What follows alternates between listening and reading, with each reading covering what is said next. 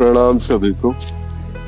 आज जिस विषय पे चर्चा होनी है वो विषय है प्रार्थना।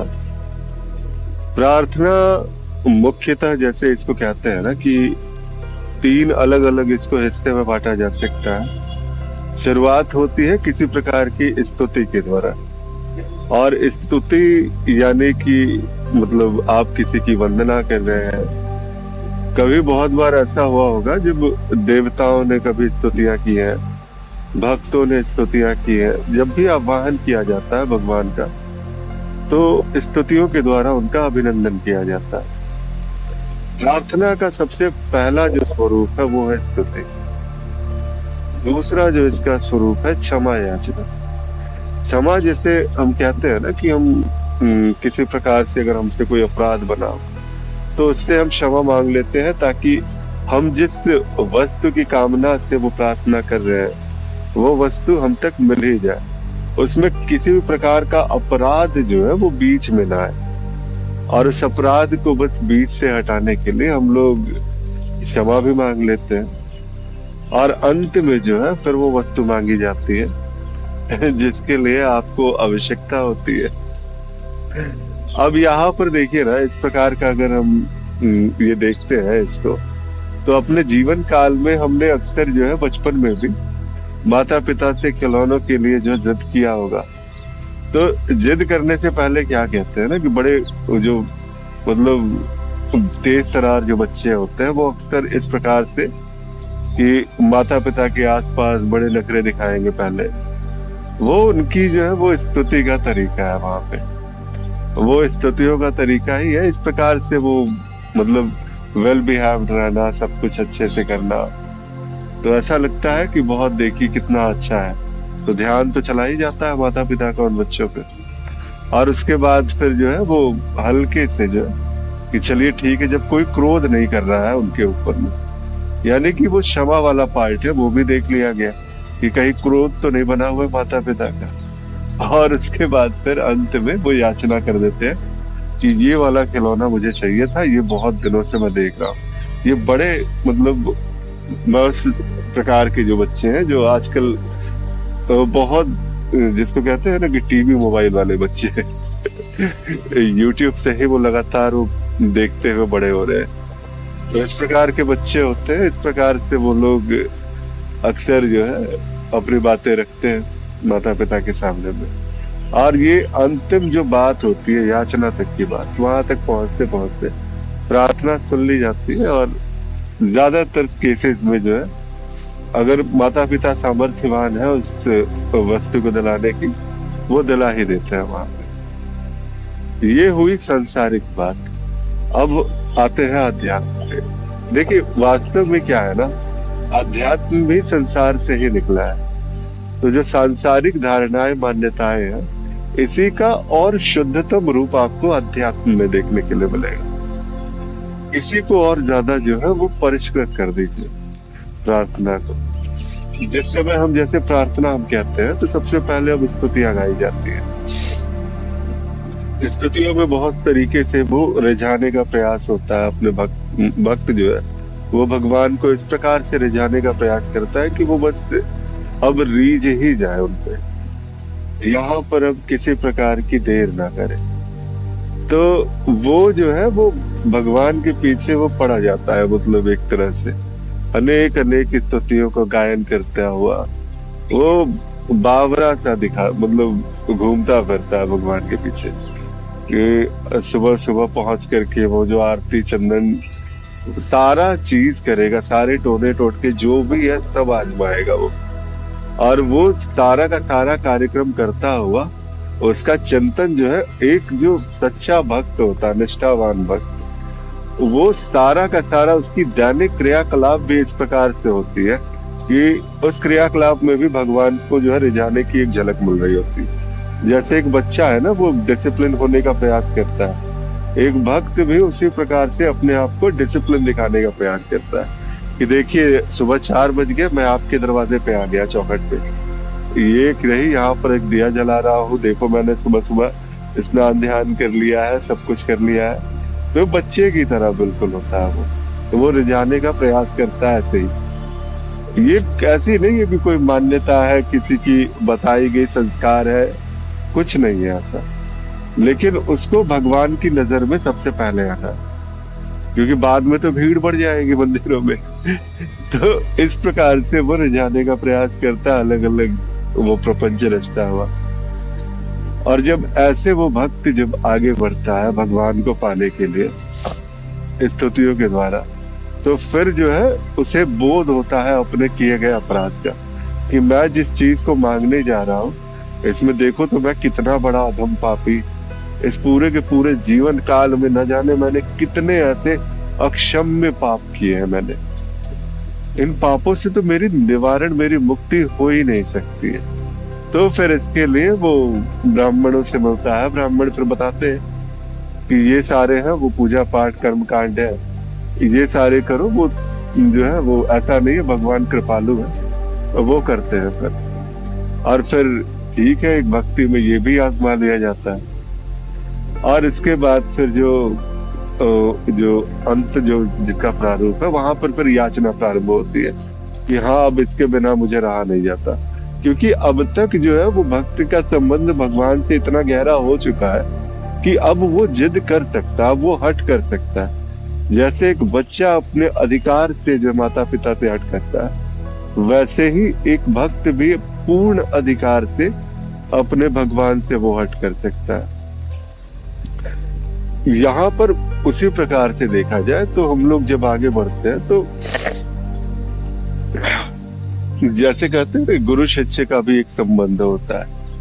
तो जब आप कहते हैं कि किसी गुरु के साथ में आपका एक संबंध है और शिष्य ने सर्वस्व समर्पित कर दिया उस गुरु को, क्योंकि गुरु की बताई हुई बातों से ज्यादा तो अब उसके, जैसे कहते हैं ना कि गुरु जो है वो उस भगवान का ही वो स्वरूप ही होता है, क्योंकि उसमें और उस भगवान में, उस जीव में और शिव में अब कोई अंतर नहीं रहा। तो जब गुरु उस स्तर का है और जब वो गुरु सामने आता है, तो एक सामान्य शिव का जो उपासक है, भक्त रहा है, वो तो उस गुरु के प्रति इस प्रकार बंधनों में बंध जाएगा कि वहां पर छूटने का कोई चारा बचेगा ही नहीं। तो ऐसे में उसे भगवान से मांगने में संकोच होता है, क्योंकि उसकी निष्ठा तो अब गुरु के प्रति हो चुकी है।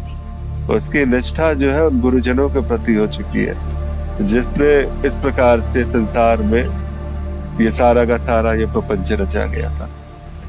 अब वो जो गुरु के साथ में बंध चुका है, तो गुरु से मांगता है, फिर याचना ये करता है कि हाँ मेरी ये जरूरतें हैं, इस प्रकार से इन जरूरतों को अब आप पूर्ण कीजिए। और गुरु को इसी प्रकार से वो पुकारता है।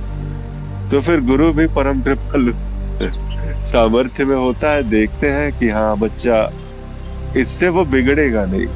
आप भी तो देखते हैं ना जब अपने बच्चों की बात आती है तो, कि भाई वो अगर बिगड़ जाएगा, अगर किसी वस्तु को देने से उसकी सेहत पे असर पड़ेगा, उसकी जीवनचर्या पे असर पड़ेगा, तो बस इनकार किया जाता है। तो सिर्फ इसीलिए अगर कोई इच्छा अगर पूर्ण नहीं हो रही है, तो बहुत हद तक संभावना है कि उस इच्छा से आपकी स्वयं की कहीं ना कहीं वो हानि छिपी है। नहीं तो 90% केसेस में अगर सामर्थ्यवान है माता पिता, वो इच्छा पूरी कर देते हैं। ऐसे ही जब प्रार्थना की जाती है, गुरुजनों से की जाती है, तो वो स्पष्ट रूप से वो इच्छा जो है वो देख लेते हैं, क्योंकि जानते हैं इच्छा फिर अगले जीवन में आपके जन्म का कारण बनने जा रहा है।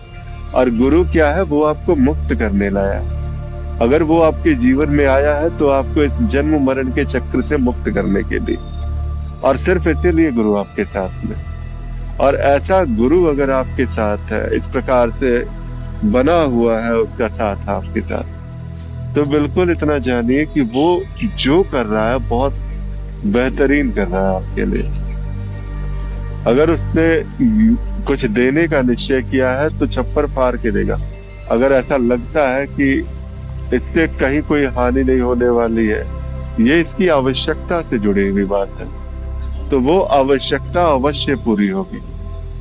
और अगर कहीं भी ऐसा लगता है कि इस आवश्यकता के पूर्ण होने से सामने वाले शिष्य का जो जन्म मरण का चक्र है, ये और ज्यादा लंबा खिंच जाएगा, इसकी आसक्ति और ज्यादा बढ़ जाएगी, तो वहां गुरु जो है वो फिर खड़ा होता है और वहां वो चीजें वो माता पिता की तरह वो कठोर स्वरूप और इस प्रकार से होता है कि आपकी इच्छा का ही नाश हो जाए। बहुत हद तक संभावना ऐसी भी देखी गई है जब गुरुओं को वो इच्छा बताई गई और खुद में जो तलाशने का प्रयास किया गया ना, जैसे एक बार हमने इच्छा तो बताया गुरुजनों को कि हाँ देखिए ऐसी ऐसी मेरी इच्छा रही है और मैं तो बस यही यही चीजें मैं पाना चाहता हूँ। कई बार ऐसा होता है कि अगर वो होना होता है तो वो दे देते हैं और 90% केसेस में मिल जाएगा, 10% केसेस में वो इच्छा ही आपकी समाप्त हो जाएगी, बिल्कुल नहीं रहेगी। आप देखेंगे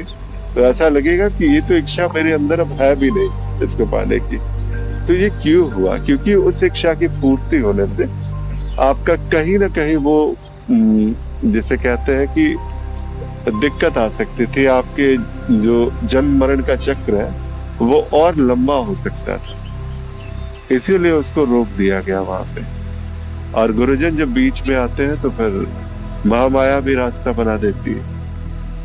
तो इसीलिए इच्छाओं का जितना भी महासागर है, जो कुछ भी है, संसार ही तो है, ठीक है आप इसमें पूरा करना चाहते हैं कर लीजिए, लेकिन ऐसा कीजिए कि दोबारा वो इच्छा जो है वो अब आपको आध्यात्मिकता में आगे बढ़ने में रोड़ा न अटकाए। जब भी फिर आगे बढ़े आप निष्ठावान होकर के बढ़े, अपनी आध्यात्मिकता के प्रति निष्ठावान रहे, सिर्फ और सिर्फ अगरबत्तियों वाली ड्यूटी ना निभाए, उस प्रेम में उतरे। प्रार्थना का एक स्वरूप ध्यान भी है, प्रार्थना का एक स्वरूप जो है भक्ति भी है, प्रार्थना का ही एक स्वरूप तंत्र भी है और प्रार्थना का ही स्वरूप ज्ञान भी है। सब प्रार्थना के ही स्वरूप है। आप किस प्रकार की प्रार्थना में संलग्न है? क्या आप ये सारी प्रार्थना इस प्रकार से करते हैं या फिर आप कुछ विचित्र ही किए जा रहे हैं अपने जीवन में? बस मुझे ये पाना है वो पाना है, ठीक है पाना है मिलेगा सब होगा, लेकिन कुछ देने के लिए आप क्या है? और वो देना ये कोई संपत्ति और ये सारी चीजें नहीं। एक गुरु अगर आपसे चाहता है तो आपकी निष्ठा चाहता है, एक भगवान अगर आपसे कुछ चाहता है तो आपका प्रेम चाहता है, आपका समर्पण चाहता है। क्योंकि जब तक आप स्वयं समर्पित नहीं होंगे उस भगवान के प्रति, उस ईश्वर के प्रति, उस गुरु के प्रति, आपका कल्याण कभी किसी काल में नहीं होने जा रहा और कभी वैसी संभावना बनेगी ही नहीं जब आपका कल्याण हो सके। इसीलिए एक आध्यात्मिकता को अपने जीवन में लाइए और विशुद्ध आध्यात्म को अपने जीवन में अपनाते हुए उसी मार्ग पे आगे चलिए। छोड़िए समाज के बड़े सारे प्रपंच है, बहुत सारी चीजें चल रही है, ये सारी की सारी चीजें, संसार खत्म नहीं होने वाला, संसार वैसे ही चलेगा। अगर आपने कुछ याचना की है, कुछ प्रार्थना की शुरुआत की है, तो अब अपने आप को समर्पित कीजिए इस अध्यात्म के प्रति। आपकी इच्छाएं पूरी होंगी, आपका सारा का सारा संसार और बेहतरीन तरीके से चलेगा।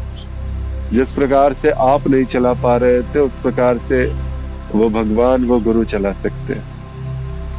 और वो देखिएगा जिस समय आप समर्पित होते हैं वो सब वैसे ही चलता है और बड़े सुंदर तरीके से चलता है।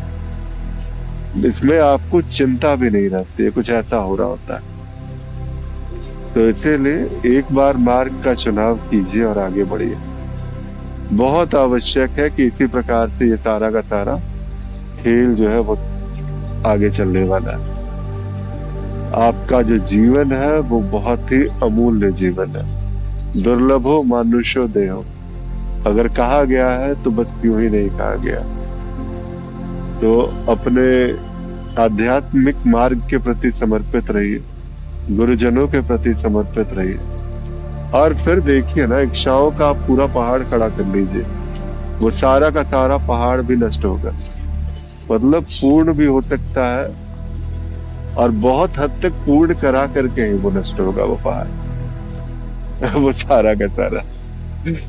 तो इसीलिए आइए आध्यात्मिक मार्ग पे आगे बढ़िए, और गुरुजन बिल्कुल आपके साथ में है। इतनी इतनी दूर तक अगर आप मेरी वाणी सुन पा रहे हैं, इतनी दूर तक अगर रुक पा रहे हैं इस ऑडियो में, तो इतना जान लीजिए कि गुरुजनों की कृपा आप पर हो चुकी है। यहाँ तक वैसे भी कोई नहीं आता। तो इसीलिए आप वैसे भी गुरुजनों के प्यारे हैं, उस ईश्वर के प्यारे हैं आप। तो चलिए अपने आध्यात्मिक मार्ग पर, और बहुत निष्ठावान चलिए। गुरु आपका कल्याण करे। आप सभी को प्रणाम। और मुझसे बात करनी हो तो दरबार धाम